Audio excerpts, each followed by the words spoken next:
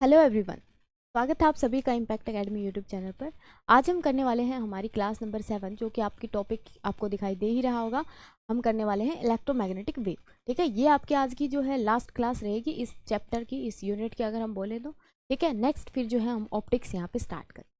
Right, चलिए तो फटाफट से सभी कनेक्ट हो जाएं, देन हम स्टार्ट करते हैं आज की हमारी क्लास को। हाँ जी, चलिए स्टार्ट करते हैं। ओके, क्वेश्चन नंबर 37 है आपके पास। If an electromagnetic wave propagate through vacuum is described by, कह रहा है कि अगर कोई इलेक्ट्रोमैग्नेटिक वेव जो है वो वैक्यूम में क्या है फ्लो कर रही है, प्रोपेगेट कर रही है, तो उसको कैसे हम डिस्क्राइब करेंगे। अब यहाँ से एक बात हमें पता है कि जो हमारे पास वेव होती है, इलेक्ट्रोमैग्नेटिक वेव होती है, उसके पास दो फील्ड होते हैं, that is one is electric field and second one is magnetic field. ठीक है, दोनों एक दूसरे के क्या है परपेंडिकुलरली यहाँ पे मूव करते हैं। तो यहाँ पे एक मेरे पास फॉर्मूला आता है, दैट इज जो वेलोसिटी होगी, velocity of light. Velocity of light ये किससे लिखी जाती है हमारे पास, सी से। ठीक है, इलेक्ट्रोमैग्नेटिक वेव की अगर बात करें तो लाइट इलेक्ट्रोमैग्नेटिक वेव ही है एक तरीके से, है ना। तो ये जो सी होता है ये किसके इक्वल होगा, अगर हम वैक्यूम की बात कर रहे हैं तो E naught by B nought.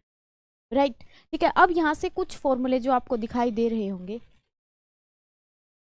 ये इतना बड़ा कैसे हो गया है ना, या मुझे ही लग रहा है। देखते हैं इसको क्या हो गया है।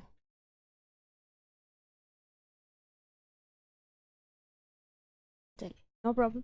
ठीक है, तो यहाँ से हमें दिख रहा है यहाँ पे ओमेगा और के। तो जो ओमेगा होता है, omega is the angular velocity and that omega is equal to 2 pi nu. इस ओमेगा का जो है फॉर्मूला क्या रहता है आपके पास, 2 पाई न्यू। और 2 पाई न्यू को भी अगर मैं फर्दर यहाँ पे मल्टीप्लाई करूँ तो ये न्यू जो है आपके पास, ये न्यू किसके इक्वल होता है, that is c by lambda. क्या होता है ये, सी बाय लैम्डा। तो यहाँ पे पुट कर देंगे सी बाय लैम्डा। ओमेगा की वैल्यू ये बनी। ठीक है, दूसरा यहाँ पे हमारे पास क्या दे रखा है, और एक के यहाँ पे क्या है, प्रोपिगेशन वेक्टर है। के क्या है आपके पास, प्रोपिगेशन वेक्टर है। ये जो प्रोपिगेशन वेक्टर होता है आपका, ये किसके इक्वल होगा, दैट इज, हाँ जी, लास्ट क्लास में हमने बात करी थी इसके बारे में, that is 2 pi by lambda. क्या होता है ये, 2 पाई बाय लैम्डा। अब यहाँ से अगर आप लोग देखो तो मेरे को ये सी की वैल्यू निकालनी, तो by using these two relation we can find out the C. क्या करना होगा उसके लिए, मुझे ओमेगा को के से डिवाइड करना होगा। ओमेगा को के से क्या करेंगे, डिवाइड करेंगे ऑब्वियसली। ठीक है, तो यहाँ पे क्या आएगा, अगर मैं ओमेगा बाय के करती हूँ तो ओमेगा की वैल्यू बताओ क्या है, 2 पाई सी ओवर लैम्डा। के की वैल्यू अगर पुट करते हैं तो that is 2 pi over lambda. Right, ठीक है। तो यहाँ से क्या होगा, लैम्डा से लैम्डा कैंसिल आउट, 2 पाई से 2 pi cancel out, that is C. अभी अभी सी यहाँ पे हमने देखा, C is equal to, C के दो फॉर्मूले आ गए, that is one is omega by K and second one is E by B. अगर हम वैक्यूम की बात करें तो E note over B naught. तो we can equate these two equations because these two are the values of C. यहाँ पे equate अगर करते हैं तो omega over k is equal to E note over B nought. किस term में बताना है हमने, टर्मिनोलॉजी यहाँ पे क्या रहेगी, यहाँ पे देखो इसको मैं मल्टीप्लाई कर दूं उधर, ये क्या आ जाएगा, k into E nought and which is equal to omega into B nought. ये रिलेशन आएगा दोनों के बीच में। इस तरीके से हम क्या है यहाँ पे रिप्रेजेंट करेंगे, डिस्क्राइब करेंगे किसी भी इलेक्ट्रोमैग्नेटिक वेव को जो कि प्रोपेगेट कर रही है आपकी इसके अंदर, वैक्यूम के अंदर। ठीक है, तो कोई रिलेशन ऐसा आपको दिख रहा है कि ई नोट इलेक्ट्रिक फील्ड के साथ तो कौन सा आएगा, के वेक्टर आएगा, और with the magnetic field there is an omega. क्या यहाँ पे ऐसा कोई रिलेशन है, डायरेक्ट ही रिलेशन यहाँ पे मेरे को नहीं दिखाई दे रहा। ठीक है, दोनों के साथ के यहाँ पे नहीं आ सकता, के तो के से कैंसिल आउट हो जाएगा, ई नोट बी नोट के equal not possible. E nought B nought multiply कर दे दोनों को तो ये ओमेगा के इक्वल आएगा। दोनों को अगर मल्टीप्लाई कर दें, मल्टीप्लाई तो कर ही नहीं सकते है ना। चलिए देखते हैं, यहाँ से E note over B naught, E note over B naught is equal to omega by K, ये रिलेशन डायरेक्ट है। ठीक है, ओवर नहीं है यहाँ पे भी, और यहाँ पे है E naught omega is equal to B note K. गड़बड़ कर रही हैं। ठीक है, या तो यहाँ पे ऑप्शंस में कहीं ना कहीं मिस्टेक है। चलिए लेट अस चेक।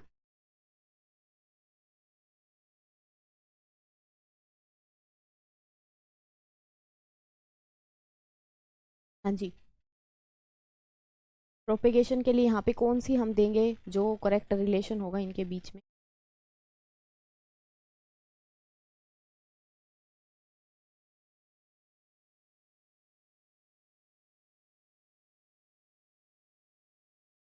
यहाँ पे अगर मैं थर्ड वाली रिलेशन को लूँ तो थर्ड वाला रिलेशन क्या रहा है, omega E naught is equal to B naught into K, B naught into K. तो यहाँ से अगर देखें तो E naught by B naught which is equal to K by omega, आना चाहिए था ये उल्टा।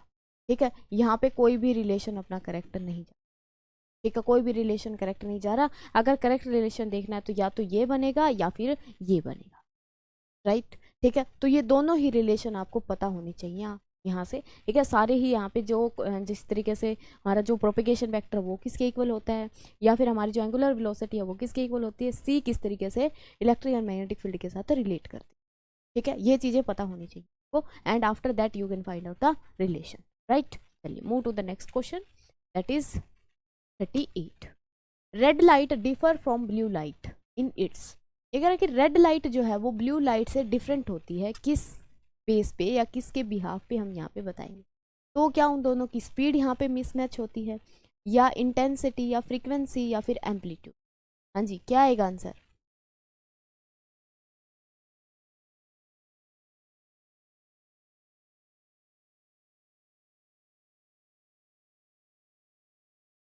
हाँ जी, तो यहाँ पे अगर हम देखें तो रेड लाइट जो है डिफर होती है किससे, ब्लू लाइट से। क्या उन दोनों की स्पीड अलग अलग होती है? ये हम एक ही मीडियम में बात कर रहे हैं। ठीक है, मान लो कि ये हमारे पास क्या है, वैक्यूम। वैक्यूम अगर है तो क्या होगा, ये भी प्रॉब्लम करेगा, है ना। वैक्यूम अगर है तो स्पीड उनकी डिफरेंट होगी, फ्रीक्वेंसी होगी, या एम्पलीट्यूड होगा, या इंटेंसिटी होगी? बताइए। इंटेंसिटी मीन्स यहाँ पे क्या होता है, इंटेंसिटी का मतलब होता है जी नंबर ऑफ फोटोन्स, लाइट की अगर बात करें, फोटोन्स पर second per unit area.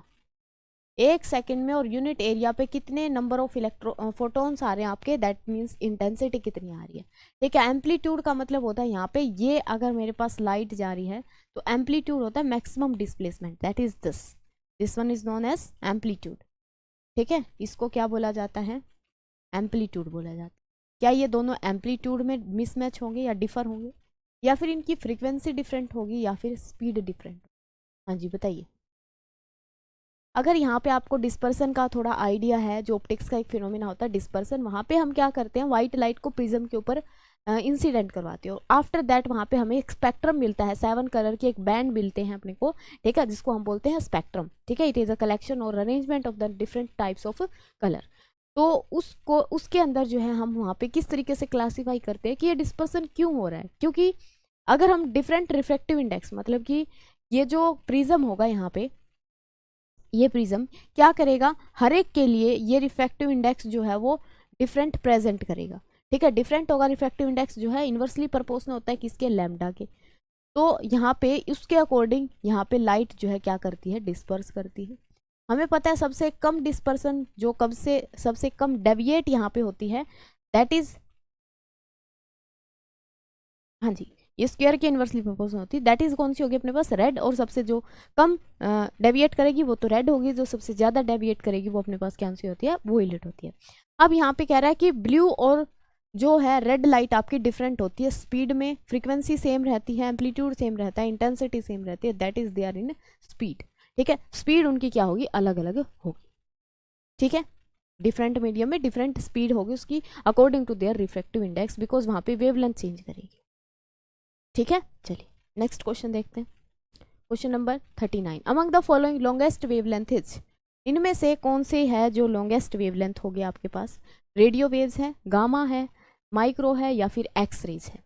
Longest wavelength किसकी होती है, सबसे रेडियो वेव्स की। अगर आप लोगों को पैटर्न याद है तो हम 7 टाइप्स जो पढ़ते हैं, सबसे पहले क्या आएगी अपने पास, रेडियो, माइक्रो, फिर IR, फिर विजिबल, फिर UV, फिर एक्स एंड देन गामा। ठीक है, तो इस तरीके से जो सबसे इस साइड वाली होती है उसकी लॉन्गेस्ट होगी वेवलेंथ। वेवलेंथ लॉन्गेस्ट होने का मतलब क्या है, इस तरीके से। ठीक है, ये होगी उसकी जो वेवलेंथ, समझ आई, ये होगा लैम्डा। ये तो किसके लिए है ऊपर वाला, ये है रेडियो वेव के लिए, रेडियो वेव्स के लिए। और अगर हम गामा रेज की बात करते हैं, गामा रेज तो किस तरीके से मूव करती हैं, वो कुछ इस तरीके से, ठीक है। तो इनकी जो वेवलेंथ होगी that is very small. List wavelength किसकी होगी, गामा की होगी, और सबसे हाईएस्ट वेवलेंथ किसकी होगी आपके पास, रेडियो वेव्स की होगी, राइट। चलिए नेक्स्ट क्वेश्चन है, which has the longest wavelength, इनमें से लॉन्गेस्ट वेवलेंथ किसकी है। क्या यही क्वेश्चन और ये सेम ही नहीं है, लॉन्गेस्ट वेवलेंथ आएगा यहाँ पे, ठीक है। Longest wavelength is radio waves, और इस क्वेश्चन में भी कुछ यही पूछा गया, लॉन्गेस्ट वेवलेंथ किसकी होगी, तो रेडियो वेव्स की होगी आपके पास, राइट। कोई प्रॉब्लम नहीं होनी चाहिए यहाँ तक, ठीक है। चलिए question number 41, infrared spectrum lie between, infrared spectrum जो है वो किस के बीच में लाई करता है, कौन से दो रीजन के बीच में लाई करता है। तो यहाँ पे अगर पैटर्न आपको ध्यान में है तो बताओ कौन से दो रीजन के बीच में आएगा, ठीक है। यहाँ पे देखो सबसे पहले हमारे पास कौन सा आता है, रेडियो वेव। देन अगर मैं वेवलेंथ के हिसाब से लिखूं तो वेवलेंथ सबसे ज़्यादा इसकी होगी, ठीक है, लैम्डा के रिस्पेक्ट में लिख रही हूँ। देन हमारे पास होंगी माइक्रोवेव, देन हमारे पास कौन सी होंगी, आईआर, फिर होगी विजिबल, फिर होगी UV, UV and after UV there are X rays, and last one are gamma rays. Last क्या होंगे आपकी, गामा रेज होंगी। तो यहाँ पे ये मैंने लिखा है pattern on the base of their wavelength, wavelength सबसे ग्रेटेस्ट होगी किसकी, रेडियो वेव्स की, और सबसे लिस्ट होगी गामा रेज की। तो कह रहा है कि इंफ्रारेड स्पेक्ट्रम जो है वो किन दो के बीच में लाई कर रहा है, ये है इंफ्रारेड, यहाँ पे इंफ्रारेड कौन सा है, ये वाला infrared lie between the visible and the micro, micro से तो बड़ा होगा और विजिबल से किस तरीके से बताएंगे हम, यहाँ पे वेवलेंथ के रिस्पेक्ट में बताए तो वेवलेंथ इसकी छोटी होगी और विजिबल से बड़ी होगी, फ्रीक्वेंसी देखेंगे तो वो रिवर्स हो जाएगी, ठीक है। तो यहाँ पे क्या होगा, रेडियो वेव्स के बीच में, माइक्रो वेव्स के बीच में, गलत, micro and visible, micro and visible, right, ठीक है। विजिबल एंड अल्ट्रा वो आगे चले गए, और अल्ट्रा और एक्सरे वो भी बहुत आगे चले गए, ठीक है। तो क्या होगा यहाँ पे, माइक्रोवेव एंड विजिबल रीजन के बीच में लाई करेगा, ठीक है। ये पैटर्न मत भूलना भाई, ठीक है। यहाँ पे सीक्वेंस भी आपने ध्यान रखनी है कि किस तरीके से चीज़ें वेरी कर रही हैं, और किस चीज़ का हम वेरिएशन यहाँ पे ले रहे हैं, कौन कितने नंबर पे आएगी वो भी आपने ध्यान रखना है, ठीक है। चलिए question number 42, which of the following represent N infrared wavelength, infrared wavelength, ये जो हमने लिखा है इंफ्रारेड की वेवलेंथ पूछ रही है, ठीक है। यहाँ से अगर मैं विजिबल की बात करती हूँ तो विजिबल होता है मेरे पास 10⁻⁻7 से लेके 10⁻⁹ अप्रोक्सीमेट वेवलेंथ की रेंज रहती है। आईआर की अगर देखें तो ये होती है 10⁻⁴ से लेके 10⁻⁶ तक, ठीक है, 4 से 6 तक, एंड देन यहाँ पे इंक्रीज करती है, उधर जाएंगे तो डिक्रीज करती जाएगी वैल्यू। तो अब ये क्या पूछ रहा है अपने से, ये पूछ रहा है कि इन्फ्रा की बताओ जो वेवलेंथ होगी कितनी होगी, -4 होगी, -5 होगी, -6 और -7 सेंटी। तो कौन सा हम यहाँ पे बताएंगे, इसके बेस पे कौन सा यहाँ पे आंसर रहेगा आपका, हाँ जी।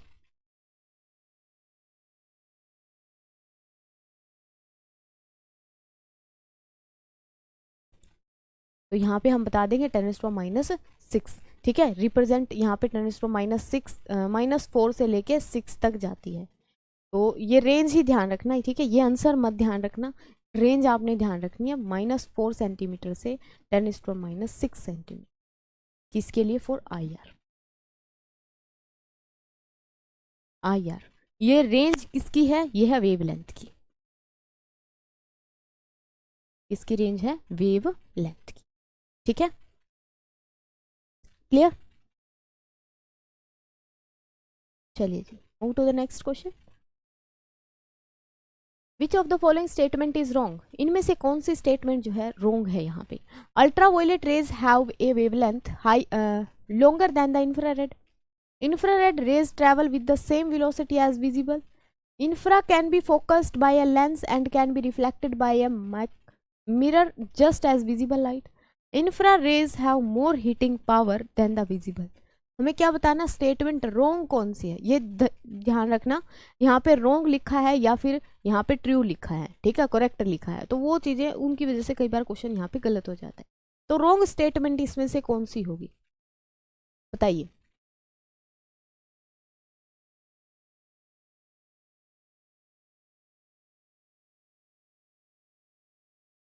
रॉन्ग स्टेटमेंट आपकी कौन सी होगी? देखो फर्स्ट क्या कह रहा है कि ultraviolet rays have a wavelength longer than infra.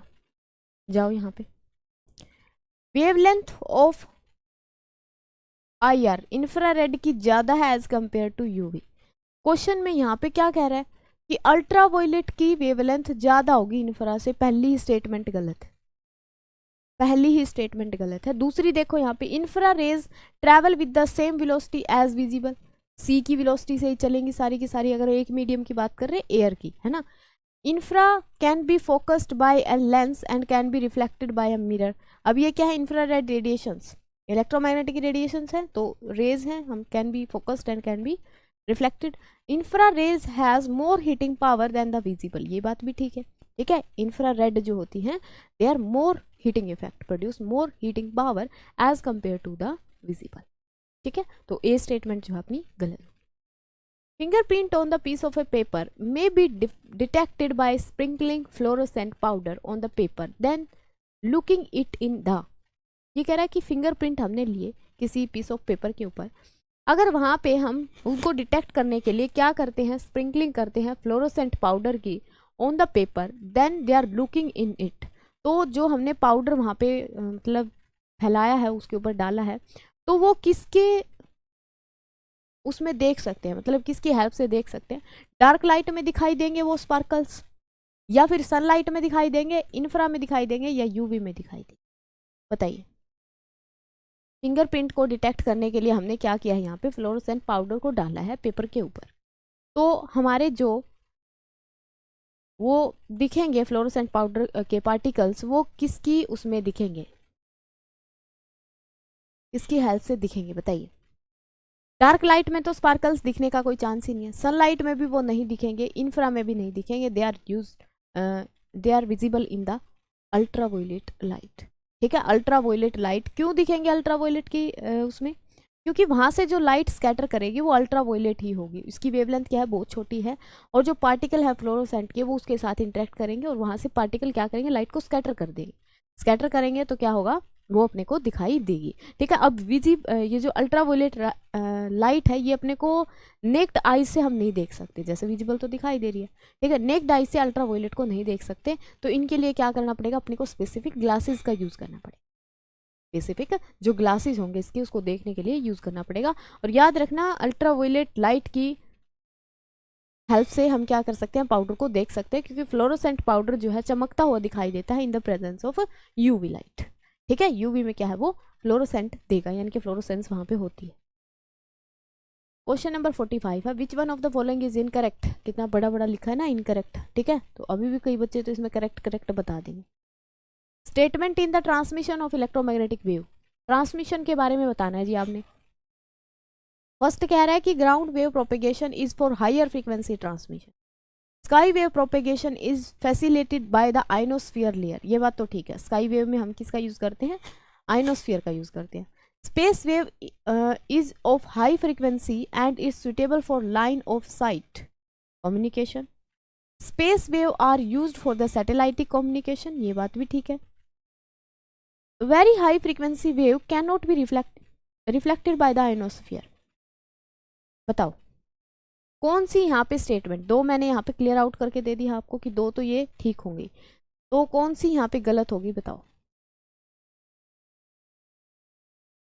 ये कह रहा है कि वेरी हाई फ्रीक्वेंसी वेव जो है वो रिफ्लेक्ट नहीं कर सकता आइनोस्फीयर, या फिर यहाँ पे स्टेटमेंट है कि स्पेस वेव प्रोपेगेशन जो हाई फ्रीक्वेंसी के लिए यूज होता है, सुटेबल फॉर रहता है लाइन ऑफ साइट के लिए। या फिर फर्स्ट कह रहा है कि ground wave propagation is for the higher frequency transmission, ground wave propagation के अंदर हाई फ्रीक्वेंसी ट्रांसमिशन की रिक्वायरमेंट होती है। तो कौन सी स्टेटमेंट आपने बतानी है, गलत है यहाँ पे, ठीक है। क्या बतानी है, रॉन्ग स्टेटमेंट कौन सी होगी।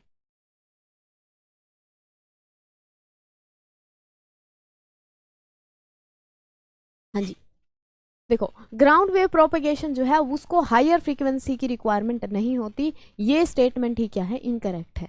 यहाँ पे आना चाहिए था लो फ्रीक्वेंसी, क्या आएगा, लो फ्रीक्वेंसी की रिक्वायरमेंट होती है ग्राउंड वेव प्रोपेगेशन की, ठीक है। नेक्स्ट हमने बता ही दिया कि स्काई वेव प्रोपेगेशन में लेयर्स जो है आइनोस्फीयर से क्या करती हैं, रेज रिफ्लेक्ट बैक करती हैं, ये बात ठीक है। Space wave is of higher frequency and suitable होता है लाइन ऑफ साइट कम्युनिकेशन के लिए, ये बात भी बिल्कुल करेक्ट है।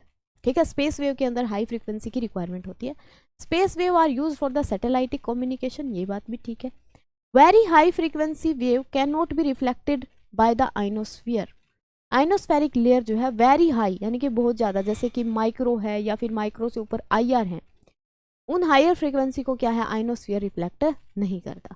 ठीक है, इसी वजह से हमने जो मतलब कि जैसे हायर फ्रीक्वेंसी की होगी आपके पास गामा रेज होगी, एक्स रेज होगी जो सन से आ रही हैं, मतलब जो यूवी से ऊपर वाली रेडिएशन से, समझ गए, यूवी से जिनकी हायर फ्रीक्वेंसी है वो वाली, उनको आइनोस्फीयर रिफ्लेक्ट नहीं करता। अगर कर देता तो फिर हमें ओजोन लेयर की रिक्वायरमेंट नहीं होती। ठीक है ना, अगर वो ही रिफ्लेक्ट बैक करता तो ओजोन लेयर क्या करती है, उन रेडिएशंस को रिफ्लेक्ट बैक करती है ताकि वो अर्थ के एटमॉस्फेयर में एंटर ना करें, और एंटर ना करें ताकि वहाँ पे गर्मी जो है उसकी जो टेम्परेचर है अपने अर्थ के एटमॉस्फेयर का वो इंक्रीज ना हो। ठीक है, तो उसके लिए हमने वहाँ पे ओजोन लेयर को प्रेजेंट किया। तो वेरी हाई फ्रीक्वेंसी जो है ये रिफ्लेक्ट नहीं करता कौन, आइनोस्फेयर, ये बात भी बिल्कुल करेक्ट है। ठीक है, तो रॉन्ग स्टेटमेंट आपको समझ आई। ग्राउंड वेव प्रोपेगेशन के लिए हम लोअर फ्रीक्वेंसी रेज का यूज करते हैं, just like radio waves. Audio के लिए बहुत कम होगी, वीडियो के लिए थोड़ी सी हायर फ्रीक्वेंसी होगी, और अगर ऑडियो वीडियो दोनों करनी है तो रेडियो वेव्स ही होंगी बट स्लाइटली हायर फ्रीक्वेंसी। ठीक है, क्लियर है यहाँ तक सभी को बातें? चलिए नेक्स्ट क्वेश्चन है, the electromagnetic wave having the shortest wavelength. ये क्वेश्चन कितनी बार आ चुका है, इमेजिन कीजिए अगर आपको इसके ऑप्शन भी नहीं मिलते तो भी आप इजीली बता सकते हो, है ना। ये कह रहा है कि किसकी शॉर्टेस्ट वेवलेंथ होगी, भाई बार बार हम नहीं बता सकते, ये किसकी होगी, गामा की होगी, सबसे सभी को पता है ना। सबसे हायर किसकी होगी, रेडियो की होगी, सबसे लोअर किसकी होगी, गामा की होगी, राइट। ठीक है, इसमें तो कुछ बताने जैसा नहीं है। The wavelength of the short radio waves, microwaves, ultra waves are lambda 1, lambda 2, lambda 3, then arrange them in decreasing order. सबसे कम किसकी होगी, सबसे कम जो हायर फ्रीक्वेंसी की है, सबसे हायर फ्रीक्वेंसी, हाँ जी, रेडियो आपके पास, माइक्रो है और अल्ट्रा वोयलेट है। सबसे कम होगी यूवी की, फिर उससे ज़्यादा होगी माइक्रो की और उससे ज़्यादा होगी आपके पास रेडियो की। किसकी होगी, रेडियो की। तो अब यहाँ पे रेडियो वाली को डिनोट कर रहे हैं हम लैम्डा 1 से, lambda 1 is higher than lambda 2 and also for lambda 3। तो कौन सा रिलेशन होगा, यहाँ पे डिक्रीजिंग ऑर्डर में लगाना था तो पहले लैम्डा 1 फिर लैम्डा 2 फिर लैम्डा 3। तो 1 2 3 कहाँ पे है, 1 2 3। ठीक है, ऑप्शन आपका बी इज करेक्ट होगा, बी ऑप्शन आपका होगा यहाँ से करेक्ट। ठीक है, क्लियर, हाँ जी, सभी को क्लियर है। ठीक है, चलिए क्वेश्चन नेक्स्ट है, pick out the correct statement, pick out the correct statement in the propagation of electromagnetic wave for the communication purpose. Communication purpose के लिए मैंने आपको तीन ही मेथड बताए, यहाँ पे तीन ही तरीके से हम प्रोपेगेशन करवाते हैं। फर्स्टली हमारे पास ग्राउंड वेव प्रोपेगेशन होता है, फिर हमारे पास स्काई वेव होता है, फिर एक होता है हमारे पास स्पेस वेव। ठीक है, सबसे लोअर फ्रीक्वेंसी की रेज यूज की जाती है ग्राउंड वेव प्रोपेगेशन के अंदर, फिर उससे हायर होंगी स्काई वेव के लिए, और सबसे हायर होंगी स्पेस वेव प्रोपेगेशन के लिए। स्पेस वेव प्रोपेगेशन क्या होता है, लाइन इनसाइड प्रोपेगेशन होता है, या कम्युनिकेशन होता है, या ट्रांसमिशन होता है। ठीक है, ये बात हमें पता है ऑलरेडी, ओके, डिस्कस हो चुकी। अब ये कह रहा है कि इसमें से बताओ कौन सी स्टेटमेंट जो है करेक्ट है, space wave propagation is achieved by ionosphere reflection. क्या करेक्ट है ये बात, बिल्कुल करेक्ट है ना। Sky wave propagation is use for line wave, for line of sight communication. Sky wave propagation क्या लाइन ऑफ साइट के लिए यूज किया जाता है, बताना करेक्ट है या नहीं है, करेक्ट ही बताना था क्या इसके अंदर, ओके ठीक है। Electromagnetic wave of frequency higher than 30 megahertz penetrate ionosphere, या फिर satellitic communication used sky wave mode of propagation. या सैटेलाइटिक कम्युनिकेशन के अंदर स्काई वेव प्रोपेगेशन का मोड यूज किया जाता है। सैटेलाइटिक कम्युनिकेशन कहाँ होता है, आइनोस्फीयर के अंदर, और आइनोस्फीयर में जो कम्युनिकेशन या ट्रांसमिशन होता है उसको हम क्या बोलते हैं, बताओ।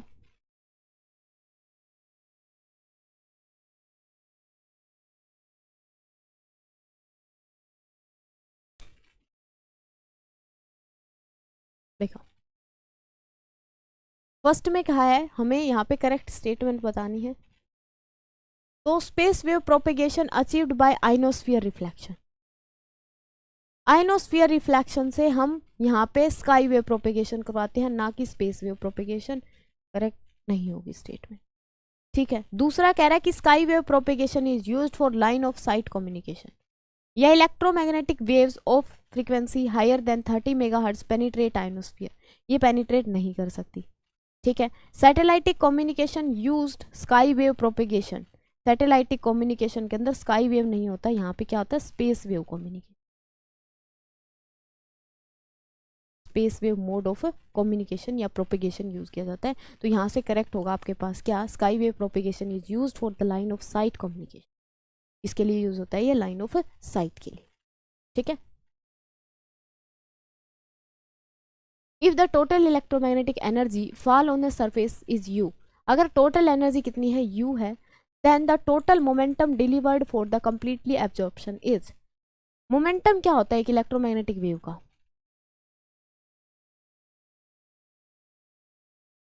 हाँ जी, मोमेंटम क्या होता है पी, पी से ही लिखा जाता है यहाँ पे मोमेंटम को। और जो एनर्जी है, एनर्जी क्या होती है, एनर्जी की अगर बात करें तो E is equal to p c. ठीक है, E इज इक्वल टू क्या होती है पी सी, तो यहाँ से P अगर निकालें तो P क्या आ जाएगा आपका E बाय सी। अब ये क्या कह रहा है कि टोटल एनर्जी हमारे पास E ना होके यहाँ पे क्या है U है, तो मोमेंटम आपका क्या आ जाएगा, मोमेंटम आ जाएगा कितना U बाय सी, कितना आ जाएगा U बाय सी। तो कैसा ऑप्शन कौन सा करेक्ट जाएगा ए, U बाय, ठीक है क्या होगा U बाय सी। अब ये यहाँ पे मोमेंटम या जो एनर्जी है, एनर्जी हमने पढ़ा है mc² होती है, mc² भी नहीं अगर मानते हम, तो एनर्जी का फॉर्मूला हम पढ़ते हैं कि in term of momentum, kinetic energy की अगर मैं बात करूं तो काइनेटिक एनर्जी होती है आपके पास p² बाय 2m। फिर ये फॉर्मूला यहाँ से कैसे आया, ये जो हम बात कर रहे हैं यहाँ पे कौन मूव कर रहा है, पार्टिकल्स मूव नहीं कर रहे, यहाँ पे photons that is quantum of light move कर रहे हैं, and their speed is very high as compare to the classical particles. तो इसको हम क्या बोलते हैं, रिलेटिविस्टिक मैकेनिक्स बोला जाता है।